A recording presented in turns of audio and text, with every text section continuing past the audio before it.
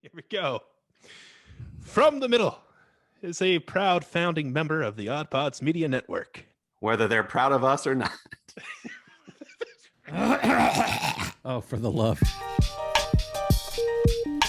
Sorry, just clearing my Mountain Dew hole.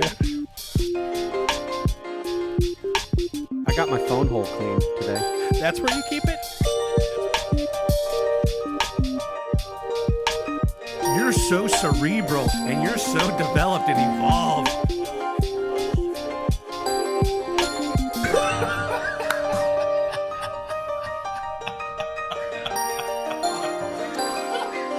From the Middle after dark over here. Hello, everybody, and welcome to From the Middle. This is episode number 95, and we're over here. My name's Kendall. That's Corey over there. That's Dylan over there. And we're here with a podcast as three middle-class guys living in the middle of America, in the middle chapters of our lives, with a point of view that is somewhere in the middle. And we talk about things that we like to talk about. And we enjoy doing so. We've been laughing our heads off with some nice, moist conversation prior to recording. And even some stuff after we hit that record button that we're probably going to cut out, and because we don't necessarily want our father-in-laws to hear that stuff. So, but nonetheless, here we are coming at you from Columbus, Ohio, and yeah, it's good to see you guys. I know. How you doing? How you feeling? It feels like we do this every week. For some reason, it feels like it's been a long time, and I'm just happy to sit down with you. I share the sentiment. We've had some really great guests, and I really enjoy those. Topical conversation with smart and interesting people is very fun, but it's also good to just be silly and catch up. And so I was sort of longing for what we called tweener episodes, which we felt like were sometimes catch-all or throwaway episodes, and we're finding people really enjoy. So that's great. And I was really excited to record tonight. So yeah, I'm with you, man. And they're good for our souls, I think. Indeed. To get together and do this kind of thing, because we don't talk to each other without a record button. No. Good old 95. I'm so excited about this episode. This, for a long time, 95 was one of my favorite numbers. I played football for 1 year. I was a defensive tackle when I was a little kid, and I was the number 95. And for a long time, I loved that number.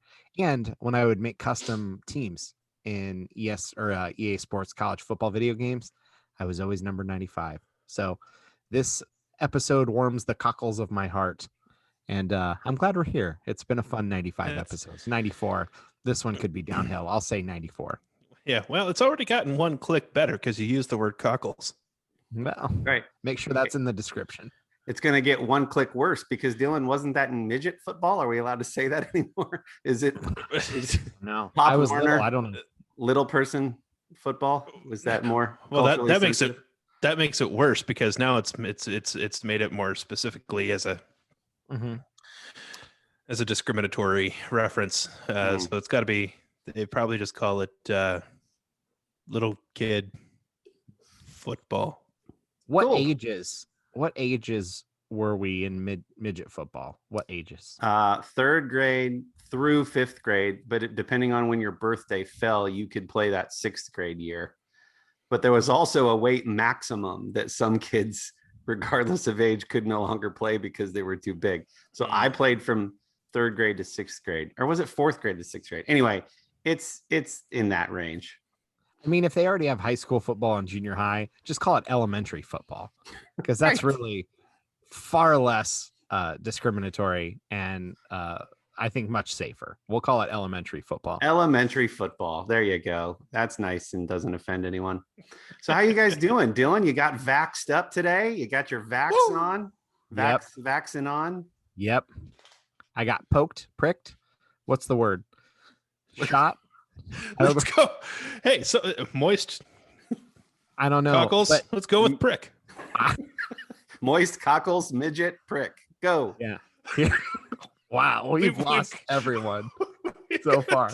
This is great. Yeah, so shot one. Some people might not know. So there's a vaccine available for COVID if people weren't following along. What? And yeah, that came at us like warp speed. I know people have just been living their lives and doing everything normal. Turns out you can get a shot to try to help from getting sick. You mean a prick? I got my first one of those. Yeah, a little one. So I got my first one of those. Very excited. Hoping I'm not, like keeling over tomorrow, which would be good. And here we are. So I'll wait a couple weeks, get another one, wait a couple weeks after that. Not going to be 100% back to normal, but huge jump forward, which is very exciting. Getting to see friends and family and gain a little bit of normalcy back. So, yeah. And now the DHS knows exactly where you are, which is comforting. Yeah. Which I'm totally fine. If it gives me some kind of software upgrade, I'm good with it. Hopefully it's running XP or Mac OS just to make sure that, everything runs smooth, but probably Windows 95. Preferably Mac OS. There's no viruses there. So, but yeah, it's good. Looking forward to the next one, and we'll get back to hopefully recording in the studio, which is why this whole thing is important. Yeah, maybe in 6 more family, weeks. friends, Maybe. fine, but Whatever. Getting back in the studio is our very lavish studio that we haven't talked about in a long time. It's a mess right now. It's like, I have to do some cleaning before we. Well, you do that, and then we'll be able to get back in there once Kendall's all done scrubbing her down. So I'll get it scrubbed down. So I also had my first shot last week, and here's a fun little interesting thing that nobody but me probably cares about, but it frustrated me a little bit. So I go in, and I'm wearing a button-up shirt when I go in with t-shirt underneath, and I'm left-handed, so I want them to put the shot in my right arm. So I sit down.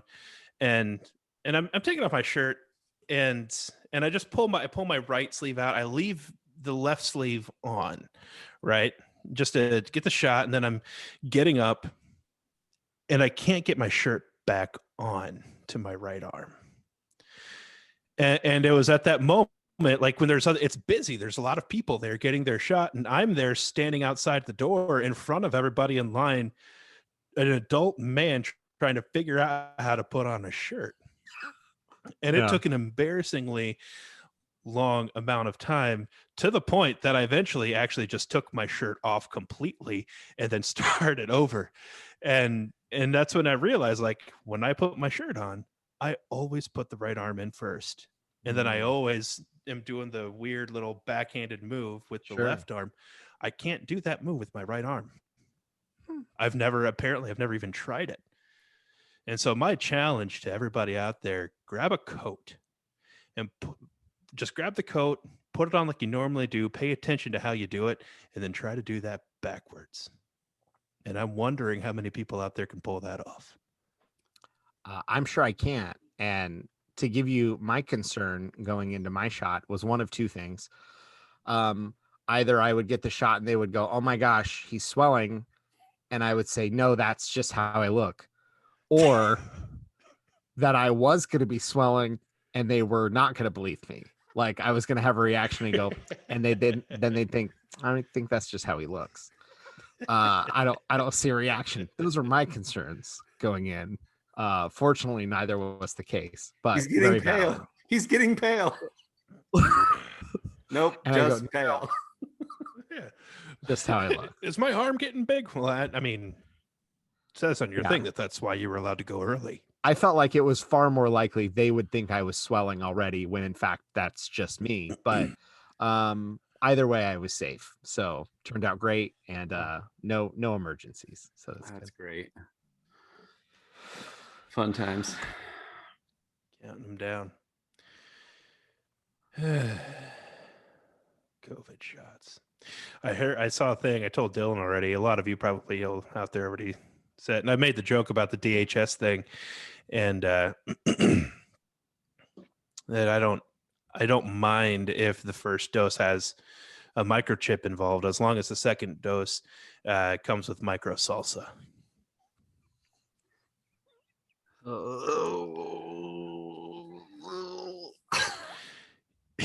because it like chips and salsa is a thing Mhm. that's delicious, and that's I why love I chips said and that. salsa. That's why the thing is funny. What do you think about that, Corey? I'm not playing. I don't want to You're play not this. playing? I don't want to be there. I don't want to be here right now. I don't like this. I can I can find more puns if that one. I'm didn't do it good. for you. We're going to register. So here in the state of Ohio, starting today, if you are 16 years of age or older, you can register to get your vaccination. So Cher and I are going to research that and see if the Kroger across the street will let us come over and get pricked. So that's what's up with us. Nice. All right. News on the Ayala household front is so a lot of people who are familiar with this podcast from the early days are familiar with Toby, the parrot that we used to have, and he was the official mascot of From the Middle, and sadly passed away during 2020, the year of COVID, and we possibly have an opportunity. We might be able to foster a bird coming up. Fascinating. Which again is, so if you remember, like when I talked to you guys about bird leashes and informed you that that's a thing that happens, bird orphanages are a thing, and bird foster parents are a thing, and so yeah, we'll see how that goes. And I think if we go to pick up this bird, I'm going to dress up like Daddy Warbucks. Just gonna say, it's a heartbeat life. I'm gonna shave my head, and I'm gonna bring a bird leash in one hand, and whatever, like a little red dress, bird sized, in my right hand, and we're gonna foster a bird. See how that goes. Hopefully, we signed up. They might not like us. We'll see. For anyone not watching YouTube, I've yet to really react, because is this the kind of news, finding out there's bird orphanages, to be specific? Is this the kind of news where I'm supposed to be solemn, or is this like, there are so many birds in need, or like, am I supposed to be You know what? excited? I don't feel like I know how to react to this level of news. I guess, I mean, it's okay. So here's what happens a lot with, there's two things that happen with birds. One is people think they look cool, Yeah. and so they just dive in, and then they realize that taking care of a parrot is can be serious business. Like it's not easy, and it's different from any experience that you might have with a dog or a cat. You don't just chuck them in a cage with some bird seeds. You can't just chuck them in a cage with bird seed. That will not work out for you. Okay. The bird will get angry, and when a bird gets angry, it gets loud, much louder than your dog has ever been. And we're talking like neighbors will call and complain because of how loud this bird is. And so so you get those people who they didn't do their research to figure out what anything larger than a parakeet is potentially going to be mean and obnoxious, and you have to train it. And so there's that. But then the other thing too, and this happens I think just as often, is parrots, most of them, they live for a long time. And so like if you get it, if Amy and I were to get a baby bird right now, a baby parrot, most of those species, whatever that pet is, will probably live longer than we will at this point. This is so educational. I'm learning so much right now. Yeah. So we will either, so if we were to get like a macaw that can live, I don't know, have the numbers in front of me, but that can live like 70, 80 years. Like we would have to like make plans for one of our kids with that bird. Or what happens a lot of times is that bird will end up in the system, in the foster system.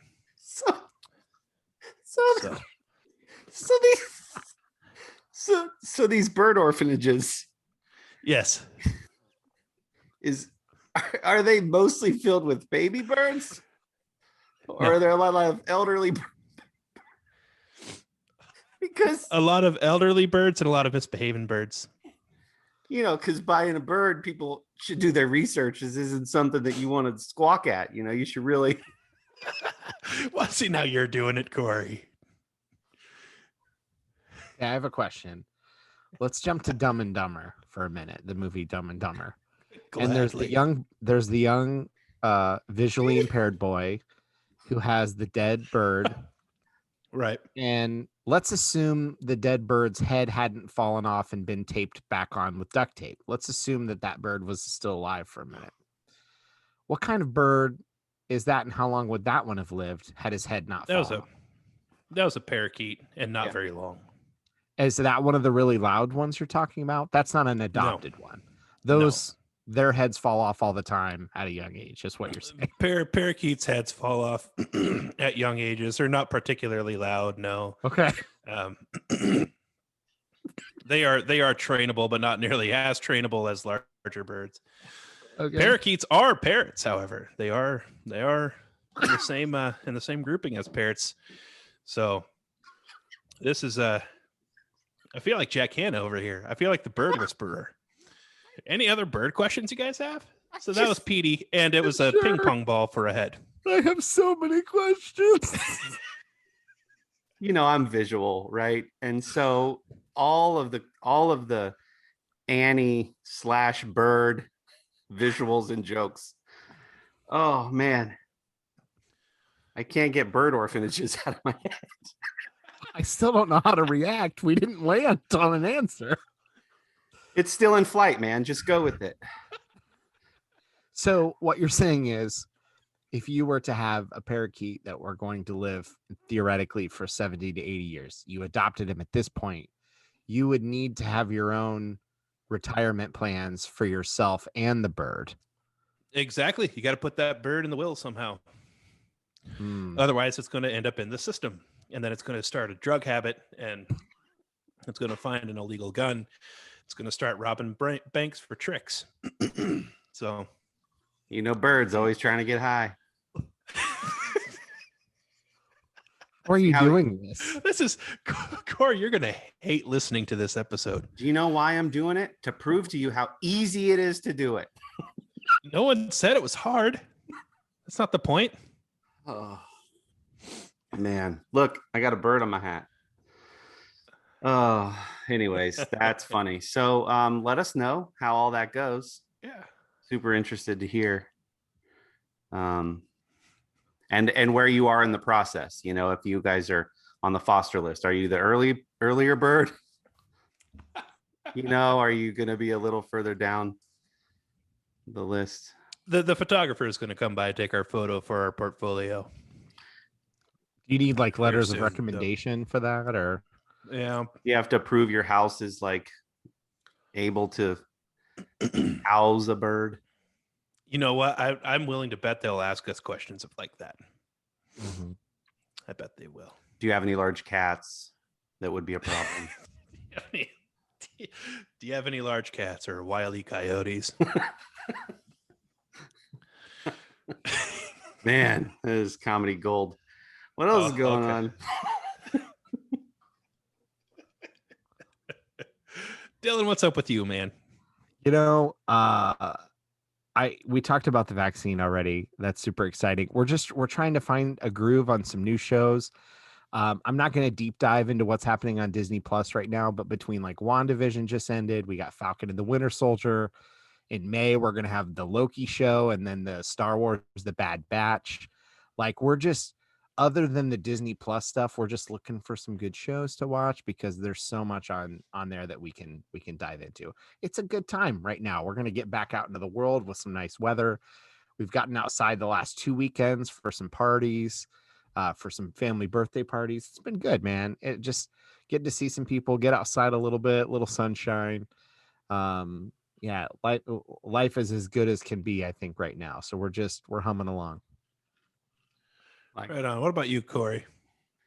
I'm getting into the app game. So some friends of mine, whose name I won't mention, were talking about disruptive technologies and apps and stuff. And they were talking about this new social media app called Clubhouse.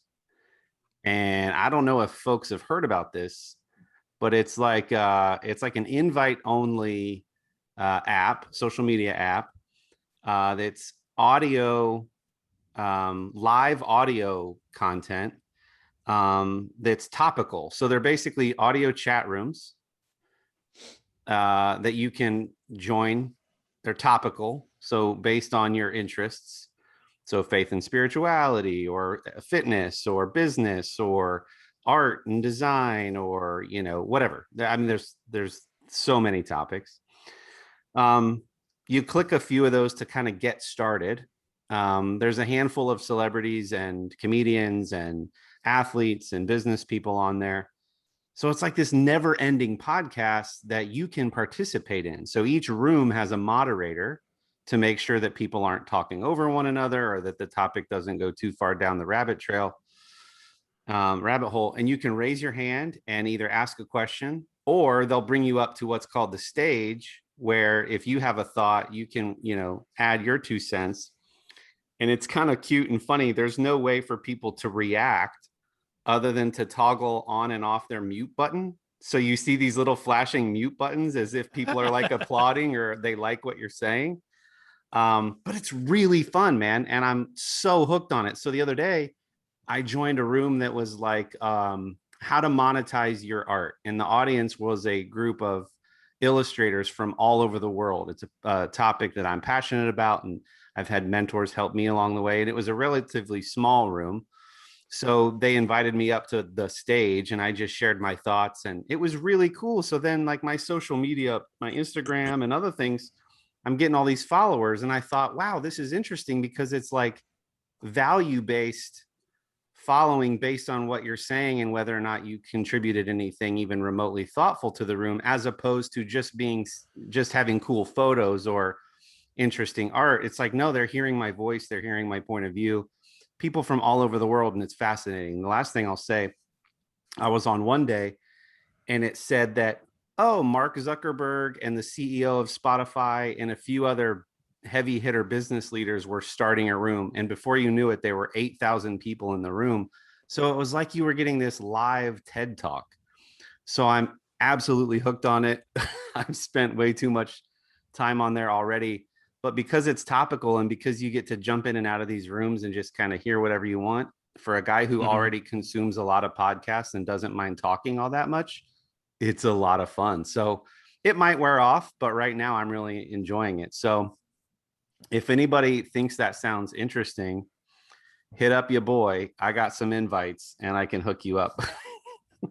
I got Dylan in on it now. Yeah. So can you follow like specific people? Like if somebody said, I just want to, every time Corey talks, I want to hear it. Yeah, it'll notify you when people you're following are talking, or if they're in a room. And then it'll notify you with live rooms, but it'll also say, hey, there's a room starting up for people in the music industry. It'll be Saturday at 9 p.m. So you can kind of plan ahead. Oh, that sounds interesting. And I can see some of the people that are already RSVP'd that they're going to be in that room. Dylan, you've played with it a little bit. What were your thoughts? Yeah, it's really interesting. There's a certain level of dedication to it that it requires that other things don't. So like, what I mean by that is you can just hop on Facebook and Instagram or Twitter and scroll until you're done. That could be 10 seconds, or that could be 10 minutes, or that could be 10 hours. With this, you can hop in and out of a room at any time. But really, like, if you're listening to people talk on a subject and having a conversation, there's a lot of extra value to that, but you don't want to just be there for 10 seconds and then leave, right? So like, it's a different level of commitment than any other kind of social media, but it's a lot more unique in that you've got people literally like jumping in and out of a conversation to listen, but then also jumping up on the quote stage to be able to share if it's something that they have thoughts on or have questions about. So I love the level of extra level of interaction. I have enough other media that usually I can't always just commit to, like I'm going to jump in this and listen for 30 minutes. But like Corey said, there are scheduled events. So if there was something I really knew that I wanted to listen to, it's even got an option to like add it to your calendar. So you can go in and go back and check it out later. So there's certainly some things about it I really like and are interesting. I definitely want to play around with it more. But like I was following like some like tech groups and like business startup, some history. Like I was trying to find some different content than what other social media pages offer. Like if I'm on Facebook, I follow enough geek nerd like fandom, Star Wars, Marvel sites. I don't need any more news like that. But LinkedIn doesn't quite give me enough business news or what I like to see. So there's some interesting aspects to it that I think are definitely different than other things. Like you might be on Twitter and feel like Twitter's similar enough to, Facebook, and maybe Instagram is close enough to TikTok. I don't know. I don't use most of them regularly, but like this feels unique enough. Yeah, it'll be interesting to see where that goes because it sounds like a diamond in the rough kind of situation now, where it's in this sweet spot where it's like the people that are there because they're passionate or skilled or like eager to learn about some very specific topics that they can go in there and find, and they find good content again because of the character of the other people who are involved with it.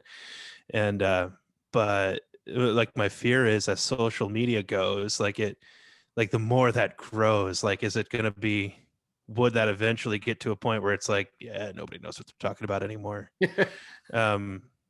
Or like, people are just using it to rant and rave, or people are going into topics that they have no business being in just so that they can get on a political soapbox about something else. And like, yeah. It's interesting, and that's a great point. I think it does hit at a really good moment in time because of everything going on, and people want to be together. And if yes, it's like a chat room or a podcast or a TED talk, it's happening live, and it is unique, and it's a moment in time that nobody else will be able to duplicate or get access to again. So in that way, it's interesting.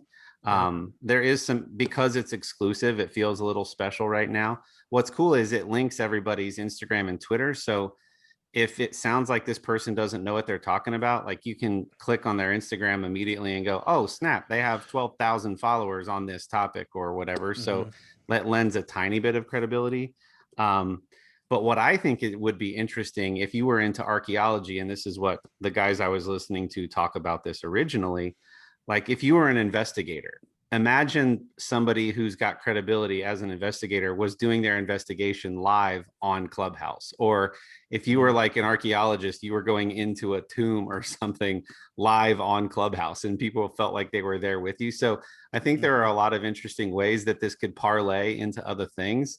So it'll be interesting to see how it evolves. But right now, I just like the aspect of it that it's like I said, the best way to probably describe it is a never-ending podcast that you get to participate in and ask questions and weigh in real time. Yeah. And that sounds kind of makes it fun if you enjoy that. And I think I hear people, they're like, yeah, I'm just cooking, or I'm just doing something else, or I'm just in the car driving. Like, so, it's not like you have to fully devote your full attention to it, but it's been pretty fun so far. So it is exclusive to iPhone. You know how those Apple gatekeepers be. Yeah. So, but other than that, it's pretty fun. The other app I finally started playing with a little bit was Patreon. I had heard of Patreon. I know it exists. I've heard of the paywall, but there wasn't any artists or comedians or anybody that I ever followed, patroned, supported, donated to. And so I've got a few people that I now support on Patreon for like exclusive content that they don't share anywhere else on the internet. So that's been really fun. I wish I would have discovered these things before the pandemic. Yeah. Because it's just good extra content, and I'm enjoying it. It's like somebody now, like this week, going like, "Have you guys seen this Tiger King special?" Crazy stuff. No, but these apps are going to keep going. Like Clubhouse is going to be around at least for a little bit. Patreon. I think there's now we're building up with things like Patreon, this whole demand for exclusive content. Even companies like Target get away with that. Like your favorite musician releases a CD with one track that's only on the CD from Target. And so Right. like there's these places where you can go get niche content. And so You're talking about Michael Bublé, aren't you? Oh, 100%. That's Dylan's one of always them. talking about Michael Bublé. I'm always talking about Michael Bublé. It's my dude. If Michael is listening and wants to come on the podcast as a host, we will accommodate. Just FYI. Anyways, I think Patreon platform's cool. I like you. I've not really spent much time on it. There's probably some artists and folks on there that I would enjoy, and I should check it out. And I know, like even with podcasters, there's there's some folks that are in the podcast world that are working on similar things to try to get like bonus content and stuff out there. So it'll be interesting to see what of those websites evolve and what the next iterations are. Like, are you just watching audio, or like are you listening to audio only with a static image? Is it video content? Is it like full episodes? I mean, what are some of the things that you're watching from artists? So the first individual I started following literally just launched theirs, and it'll just be similar to our midbits, like just videos of them around their house or like whatever they're doing. And so you get like a little sneak peek behind, their wherever else you watch them. The other one is a backlog of everything. Like they've done whole bonus episodes. They've done like fun little singing competitions with all their listeners. And I was surprised that when I started supporting them, I got access to the whole back catalog of everything. So it wasn't like it starts on this date and just expires. Like I can go back and watch everything since they started years ago, which is pretty cool. So Yeah. It's like little games they'll play, or hey, we're going to do an MMA viewing party with some other comedians or podcasters. And so it's just, it's a little bit of everything. It's pretty fun. And they'll send you stickers or t-shirts or whatever from time to time for supporting them based upon what tier you support them each month. But yeah, thought it was cool because there's no middleman, you're directly supporting the content producer or the person that you enjoy. And I like that. So quick question about Clubhouse. Is everything is Clubhouse ad free? Yeah. Cool. We're not. Hi, I'm Sam. I'm Richie. And I'm Little Matt. And here at the 500 Section Lounge, we have a few requirements. First, you've got to be able to talk about anything at all. Secondly, you need to be able to laugh, play games, and talk to some very interesting people. From sports radio personalities to reality television contest finalists and everything in between, we talk to them all. Yeah, it's all right here in the lounge. So be on the lookout for what we do next. And always be there to grab a listen. All right, guys. So I really want to mention something here. If you follow us on social media, you likely came across one of our mid bits. Is it still our most recent? I don't know. So my good friends Corey Hubble and Dylan Hubble, you may have heard of them. They're on a podcast with me. They did a sneaky thing and went and purchased a cameo of Tim Capello for me. And if you're not familiar with what cameos are, there's this thing in the app, you can go download it, and then there's this list of celebrities, and you can pay money and tell these celebrities what to say, and you can, have them wish happy birthday or happy anniversary, or I'm sorry that your parrot died, or whatever kind of videos. And as long as they approve it, they'll take your money and they'll do that. They'll send you the file. So Tim Capello, saxophone player from the Lost Boys film, which I have stated as being my favorite film of all time. And the scene of Tim Capello is an amazing scene. And And then shortly before we began this podcast, like I found out that Tim Capello was also still a touring musician or a gigging saxophone player, who is every bit of what you see on the Lost Boys, and which I thought was amazing. So anyway, you need to go and find our midbits if you have not seen this. They roped me into recording with them. I was legitimately surprised when the video started playing. I was told that we were doing something else. And Corey and Dylan, thank you so much from the bottom of my heart. That made me feel all warm and fuzzy and goofy at the same time. So thanks, fellas. That was so much fun to do. And so here's a little backstory before you go and watch the mid bit of Kendall receiving that gift. So we've talked about Cameo before on the podcast, and then I think I had checked it out just to see who was on there. And because I had done that, I now get like Facebook ads about, hey, this new person's on Cameo. So like months ago, one of the ones they recommended was Tim Capello. And I sent a screenshot of that to Kendall and Dylan in our group text and said something like, I guess you know what your next birthday present is going to be, or something like that. Yeah. Thinking that you would think there's no way they would ever actually do that, right? Oh yeah, no. To me, it was legitimately just conversation. Then, that'd be funny. So then one day I'm just like, you know what? How funny would it be? So I went ahead and did it, and Dylan contributed, and it was a lot of fun. So now I'm like, is he even going to send anything back? Because you're not guaranteed that they will respond. They have 7 days, or else the ask expires and then you get refunded the money. Right. So you're not even guaranteed that they're going to respond. Well, in like 2 days, he responds. And most of the videos are like 30-second little, whatever. His is 3 minutes and whatever seconds long. Yeah. So now I'm sitting on this video and I'm so excited. And I'm like, how do I want to give it to him?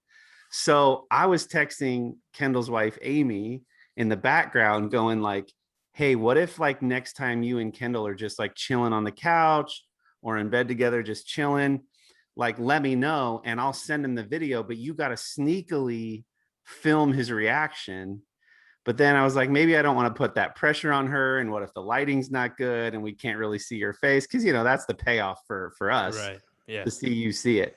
So anyway, yeah, like you said, we did this whole fake premise about, somebody sent us a little clip and wants our live reaction. So let's just do a 15-minute little video. So we tricked you into coming on here on Zoom in the middle of a day, which is our non-recording time. And man, it was so fun. So you really, truly, like, you had no idea? None, no idea. Oh, None man. whatsoever. I don't even remember what the thing was you said we were going to be. Oh, something about we were going to do a little bit of a dive on the traffic merge again, that like one of your friends had told you something. My buddy has a thing about traffic. He wants our live reaction. He sent me the video, but he doesn't even want me to see it. So let's just hop on this call and whatever. Then I got really risky right before I sent you the video clip and said, yeah, my buddy Tim sent me this video. Nothing, man. It was so great. I'm not joking when I call myself stupid. I'm easy to pull one over on.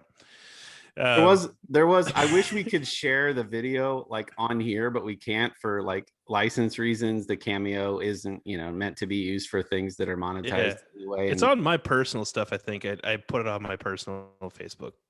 So I gotta say though, which is perfectly legal. Right. So I gotta say though, I did have this moment, and it didn't hit me until at the very end. He does some hip gyration that mimics what he did in the film. Yeah. That I actually felt a level of guilt, because I'm like, I paid this man $50 to gyrate his hips for my friend. And it's like, say this.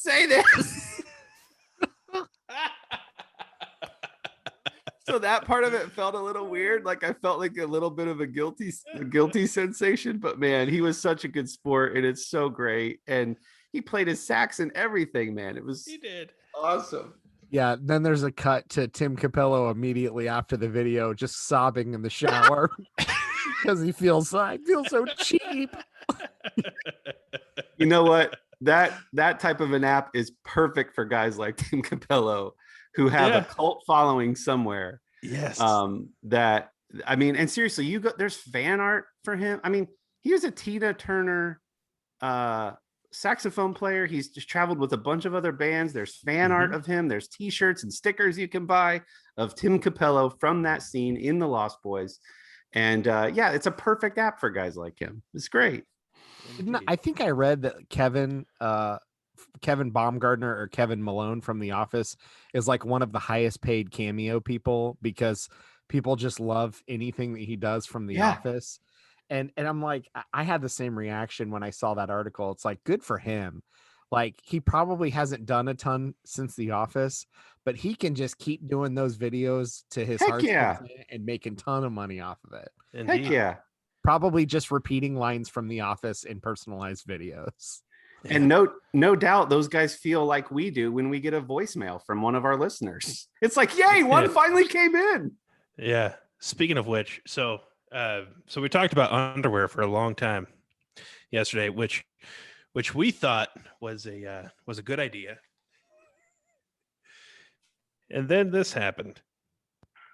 Hey guys, I had a soldier over here. I had a thought on the MeUndies segment, and let me make sure I shut up. Oh my gosh, stop talking about your underwear. Oh, I hate it. Stop. Make it stop. He said, play that one more time. One more. Hey guys, I had a soldier over here. I had a thought on the MeUndies segment, and let me make sure I shut up. Oh my gosh, stop talking about your underwear. Oh, I hate it. Stop. Make it stop. So apparently he's saying underwear segment or MeUndies segment, but it to me every time I listen to that, I hear him calling it the yummy segment. Oh. So apparently one listener doesn't appreciate the fact that we talked about the brand MeUndies or Our Undies, and then this voicemail came in. Hey guys, Keegan here, long-time listener, first-time caller. Just wanted to say thank you for all you guys do. I've greatly enjoyed and appreciated the comedic relief and the opinions and topics you guys have shared about over the past couple of years. And I've been waiting for the right moment to call in. And finally had it here in episodes 92 and 93, where you guys hit a topic near and dear to my heart, or a little further south, underwear. I feel like the conversation may have been too brief, so I have more questions. Can you own too many pair of underwear? I mean, like, what's the appropriate amount? A week's worth? 2 weeks worth? Or, a month just seems a bit too excessive. Also, would you say a pair of underwear or a pair of pants? Like, why do we say that? I think you may have addressed this at one point. And then, if your drawers are getting too crowded, when is it time to finally say goodbye to a pair of underwear? Also, same questions for socks. If the holes are bigger than a quarter, is it time to say goodbye? And do you get rid of them, or do they just turn into rags? I'd love to know your opinions here, guys. I need to know where the middle falls. Finally, 2 more quick comments. Kendall, if you're starting a new segment on clothing reviews, I highly recommend Tommy John's for your next pair of underwear. And I haven't heard a fact check in a while, and I need to do my alma mater proud. So there are actually 2 Anderson universities, one in Indiana and one in South Carolina. And we were the Ravens in Indiana. Throwback to, I think, episode 31. Can't wait to hear your guys' thoughts. And again, thanks for all you guys do. That is so kind. Jerry Bear could learn something about how kind that guy. That is so kind. And it's just so comical to me that the feedback is on exact opposite ends of the spectrum. So what do we do with that? Imagine that. So many good questions in there. Where do So we let's start with I'm so crowded excited. drawers. Either one of you have a problem with crowded drawers? What was the first question? So if we're going through in number, First I don't question want to miss. was He how called many- and left a voicemail with so many questions. I don't want to miss one. Go, Kendall. What was the first? I think the first question was how many pairs of underwear is appropriate to keep? How many is too many? How many is too many? Yeah. He says a week's worth or 2 weeks worth. I feel like that's got to be no more than a singular drawer, right?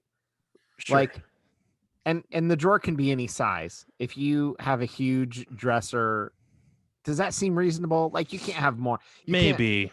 If you were talking to your spouse and they were folding your laundry and they said, where do you want me to put your underwear? And you had to say drawer 1 or drawer 2, I think you've crossed the line in what's a reasonable amount at that point. Like, if you have to point to a certain can we be on the same page that like socks and underwear are a top drawer thing? Sure. Can I label people a psychopath if they do it differently? Yeah, that seems reasonable. Okay. So it seems the men in my family have a top dresser drawer that is usually knickknacks, and we've talked about this before, like knickknacks and pocket knives and ammunition and accessories and gum, and then the next drawer down is socks and underwear. I can get that. Yeah. So Dylan's answer to the question is a drawer full is good. If it starts to overflow into 2 drawers, then you've crossed a line. Yeah, and somebody's getting a lot of flexibility based on the size of the drawer. We all know there's those huge dressers that are like 4 or 5 feet wide. You can put a TV on in your room. Mm-hmm. Like, if you have a huge dresser and there's literally like 80 pairs of underwear in there, that's still probably too many. I can tell you right now that I have 9 pairs of underwear. Specifically 9? Yeah, I have 9, and that seems to work for me. I don't need more. Are we acknowledging that there's a reasonable amount of room that like everyone has their thing that they're weird about, or they want to buy more of, or they like? Are we allowing that like underwear could be somebody's thing? Sounds like it might be. I have a very close friend who they're like, if I had all the money in the world, I would have so many pairs of quality socks. Like, socks is their thing. They like really good footwear, and they would like, I'd throw them away after a couple uses. I would just have socks upon socks upon that just like excites them to no end. They just want quality socks. So yeah, but that's different. I think that's allowed. Okay. So they're saying there is some movement if that's your thing, if underwear is your thing, if you're the one who like always has like the novelty boxers, right? And you wear them for a gag for your wife or whatever like that. Like, I can see that collection getting pretty large. Mm-hmm. If you're just like whatever with the Underpants, then I think the Underpants are limited to a drawer. I like Dylan's answer. I think I have about 3 weeks worth. Now you could say, is that 2 pairs, or is that a pair for every day? Goodness gracious. But this will segue into one of the other questions: is when do you retire a pair? When do they become rags? Yeah. So you guys know I'm on this MeUndies kick. Yeah. MeUndies are not cheap. They're like what, $24 for the print ones for a pair. I looked at how much I've spent on MeUndies in the last 6 months. It's embarrassing. Okay, I'm just gonna say that it's an exorbitant amount. Okay, but I just, they're very comfortable and I enjoy them. So I have about 14 pairs of those. And then I've got like the fruit of the looms, just boxer briefs that, maybe another week or so more. Some of those should probably be retired.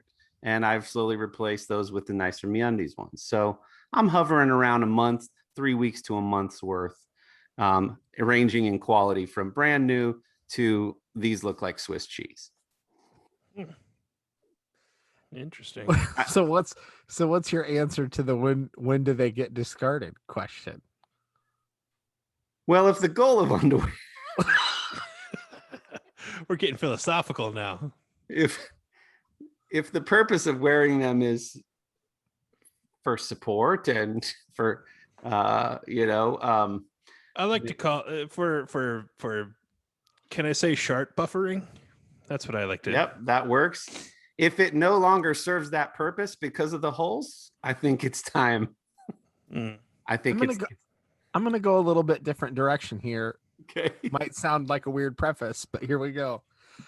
I think men have a very high tolerance for what we classify as still works. It still works. But I think the line that we can all comfortably draw in the sand is when there's no longer chafe protection. When they don't do that job anymore, they're toast. Like, and that's usually the first place to go. And it is, but I think that's an really easy line in the sand to draw. That you wear those, if you wear them out on a hot day somewhere, and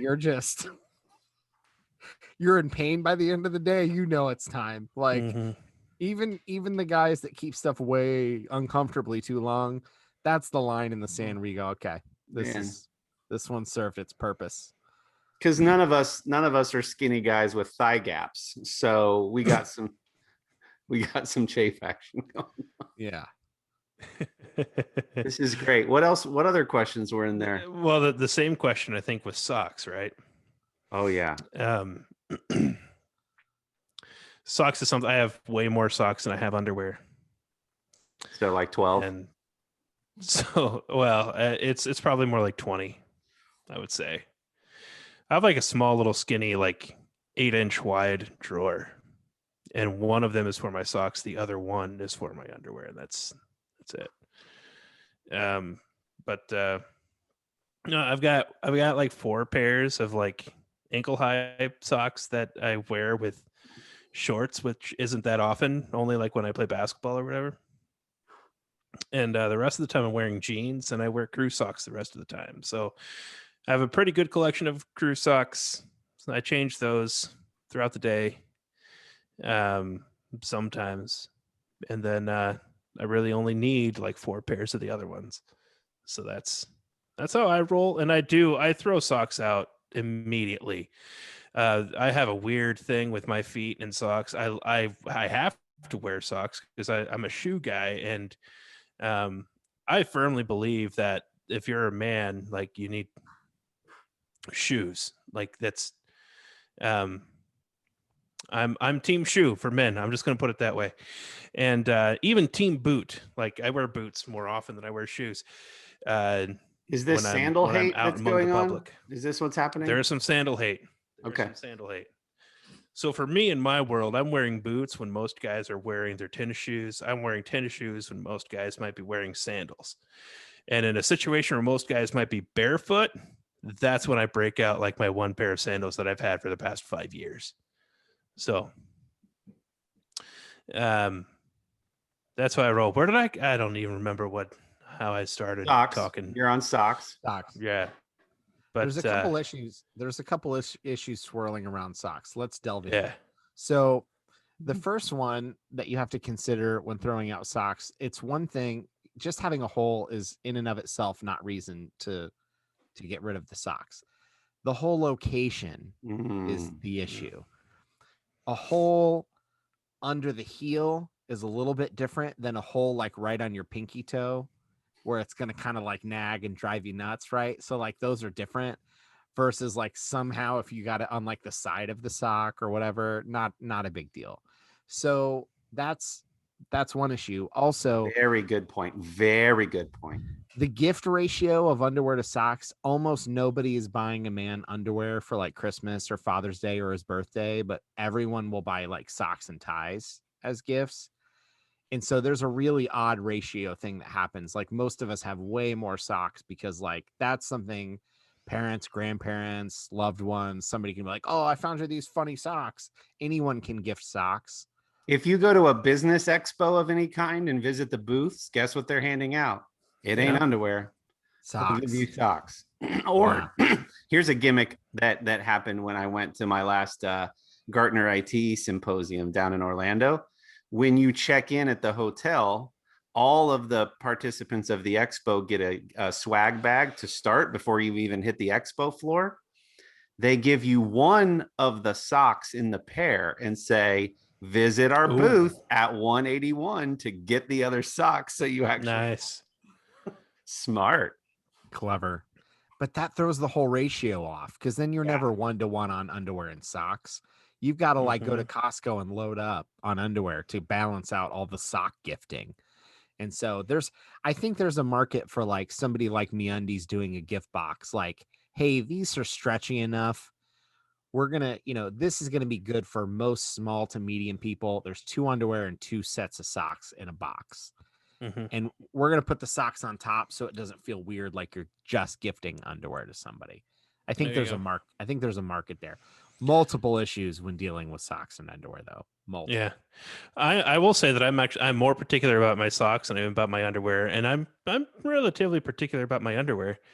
And I say this to say that I'm definitely not in the middle, in the male world when it comes to socks, because it just, for me, if there is a hole in the sock, it gets thrown away.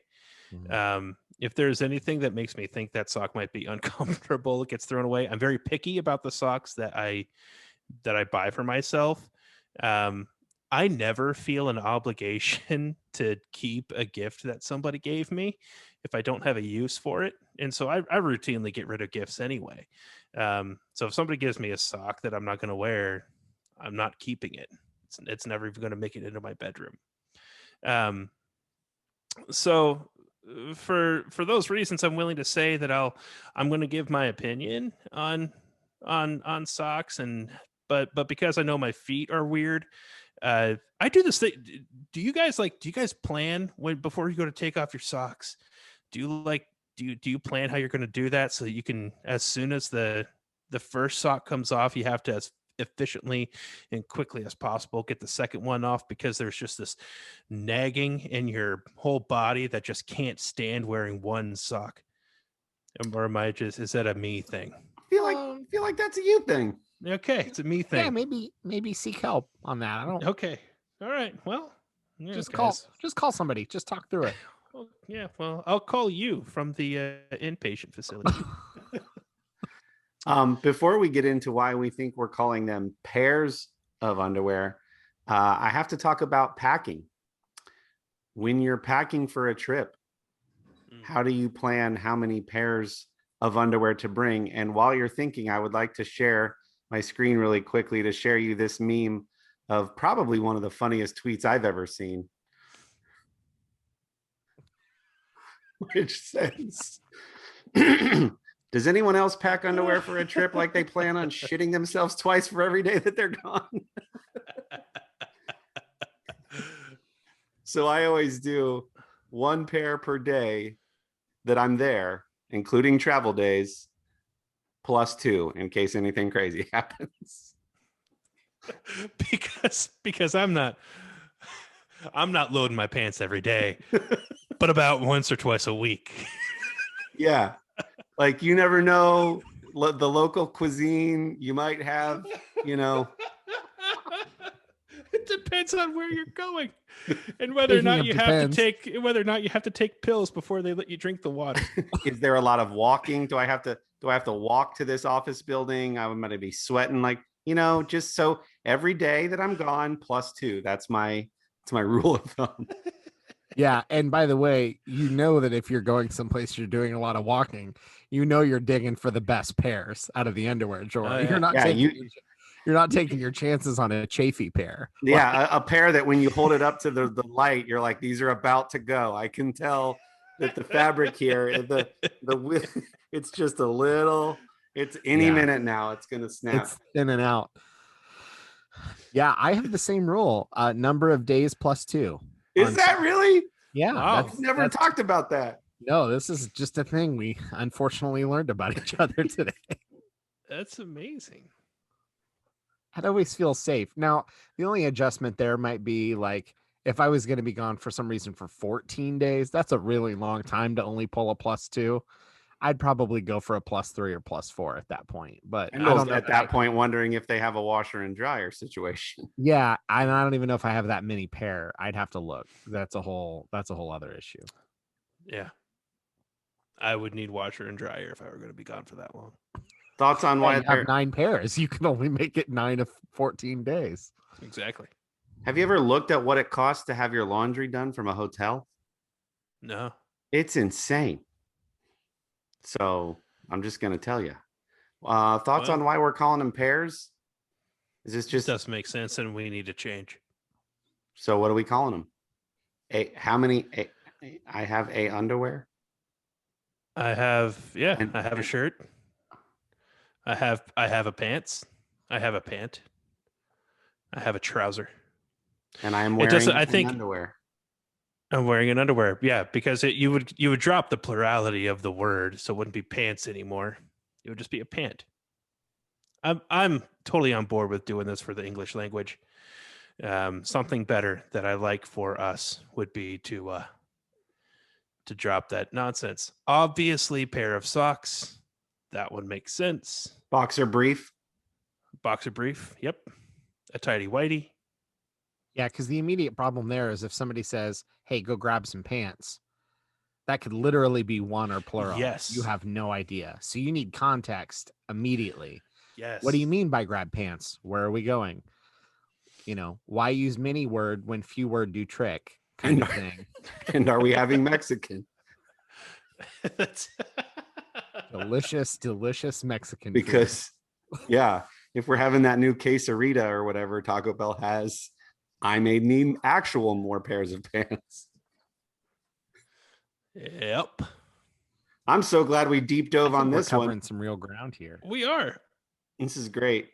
Is there anything else we want to say about that?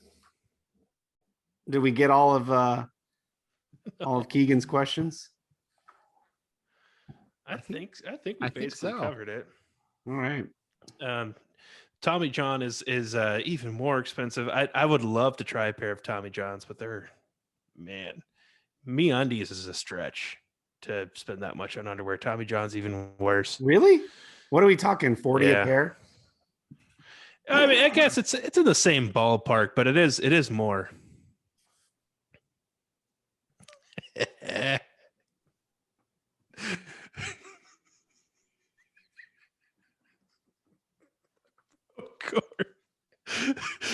That was just one pun too many. Yeah, that one got me.